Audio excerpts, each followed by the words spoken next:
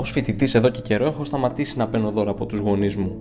Γι' αυτό αποφάσισα να κάνω ίδιος ένα δώρο στον εαυτό μου με το χαρτζηλίκι που μου έδωσαν. Βγήκα μία βόλτα λίγο νωρίτερα, έχοντας στο μυαλό μου ότι χρειάζομαι εδώ και καιρό ένα ποντίκι για τον υπολογιστή μου.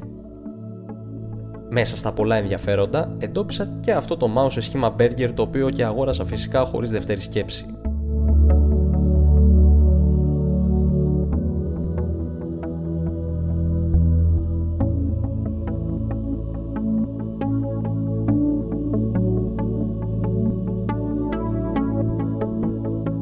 Το γεγονός ότι ήταν φθηνό δεν ήταν ο μόνος λόγος που με έκανε να το αγοράσω. Σημαντικός παράγοντας ήταν η αγάπη μου για τα junk food. Αλλά η αλήθεια είναι ότι γενικώς ήθελα ένα τέτοιο ποντίκι για να κλέβει τις εντυπώσεις σε όποιον έρχεται επίσκεψη στο σπίτι. Δεν θα καθυστερήσω άλλο, θα πάρω το ψαλίδι και με προσοχή θα ανοίξω το κουτί.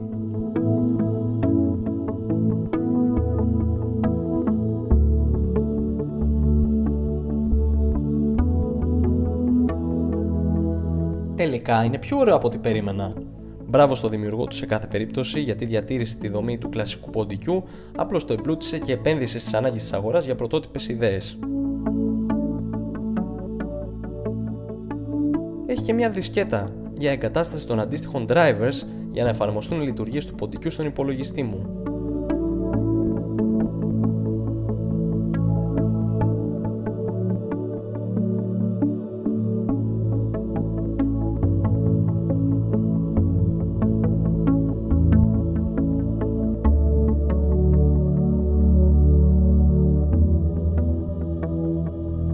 Ευκαιρία να το βάλω λοιπόν σε λειτουργία για να αρχίσω να το συνηθίζω και στην πράξη σιγά σιγά.